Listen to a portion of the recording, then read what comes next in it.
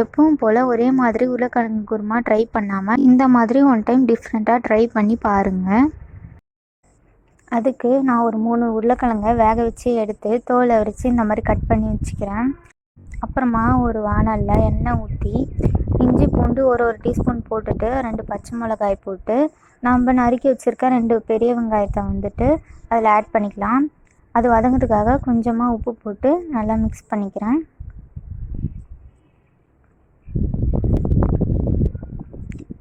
வெங்காயம் வந்துட்டு நல்லா வதங்கணும்.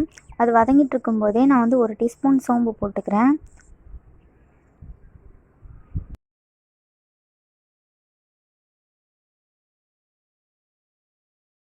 ஒரு டீஸ்பூன் கசகசா, அப்புறமா 4 டீஸ்பூன் வந்துட்டு பொட்டுக்கடலை வந்து போட்டுக்கிறேன்.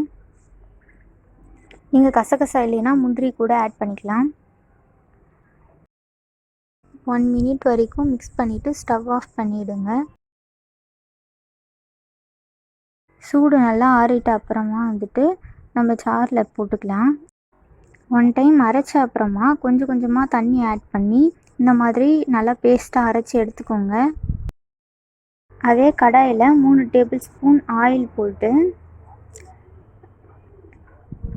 கருவேப்பிலை, பட்டை, லவங்கம், ஏலக்காய், நட்சத்திரப்பூ, கல்பாசி கொஞ்சம் இது எல்லாத்தையும் போட்டுட்டு ஒரு பெரிய வெங்காயம் நறுக்கி வச்சுருக்கேன் சின்னதாக, அதையும் ஆட் பண்ணிக்கலாம். அதுவும் வதங்கிறதுக்காக நான் வந்துட்டு கொஞ்சமாக உப்பு வந்துட்டு இதில் ஆட் பண்ணிக்கிறேன். நீங்கள் வந்து உப்பு உங்களுக்கு ஏற்ற போல் ஆட் பண்ணிக்கோங்க.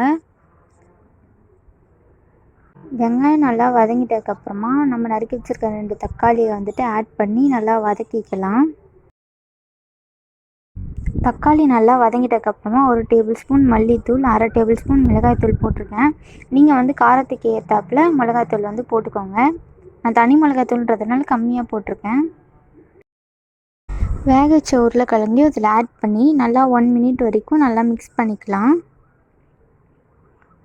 அப்போ தான் மசாலா வந்துட்டு இதில் நல்லா இறங்கும். அதுக்காக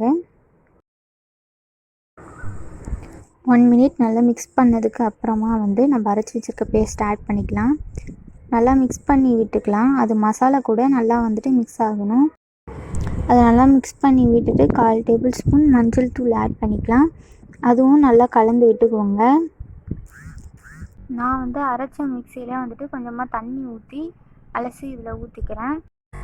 கூடவே 1 கிளாஸ் அளவுக்கு நான் வாட்டர் ஆட் பண்ணிக்கிறேன். நீங்கள் வந்துட்டு கிரேவி உங்களுக்கு எவ்வளோ திக்னஸில் வேணுன்றதை பார்த்துட்டு நீங்கள் வாட்டர் ஆட் பண்ணிக்கோங்க. இது வந்துட்டு ஒரு 5 நிமிஷத்துக்கு கொஞ்சம் கொஞ்சமாக கெட்டியாக ஆரம்பிக்கும். ஒரு 10 மினிட்ஸ் வரைக்கும் நீங்கள் எவ்வளோ தூரம் உங்களுக்கு கெட்டியாக வேணுமா இல்லை தண்ணியாக வேணுமான்றதை பார்த்துக்கிட்டு நீங்கள் வந்து வாட்டர் ஆட் பண்ணிக்கோங்க. உப்பு வந்து கடைசியாக வந்துட்டு பார்த்து டேஸ்ட் பண்ணிவிட்டு உப்பு பத்தலைன்னா ஆட் பண்ணிக்கோங்க. மூடி போட்டு ஒரு 5 நிமிஷம் வரைக்கும் கொதிக்க வச்சுட்டு அப்புறமா வந்துட்டு ஸ்டவ் ஆஃப் பண்ணிவிட்டு எடுத்துக்கிறேன். நான் வந்து ஒரு பாத்திரத்தில் ட்ரான்ஸ்ஃபார்ம் பண்ணிக்கிறேன். இதை வந்துட்டு நீங்கள் இட்லி, தோசை, சப்பாத்தி கூட வச்சு சர்வ் பண்ணலாம். இது வந்து எப்பவும் பண்ணுற கிரேவி போல் இல்லாமல் கொஞ்சம் டிஃப்ரெண்ட்டாக இருக்கும். நீங்கள் இந்த கிரேவியை வீட்டில் செஞ்சு பார்த்துருந்தா எப்படி வந்துருந்துச்சுன்னு கமெண்ட் பண்ணுங்கள்.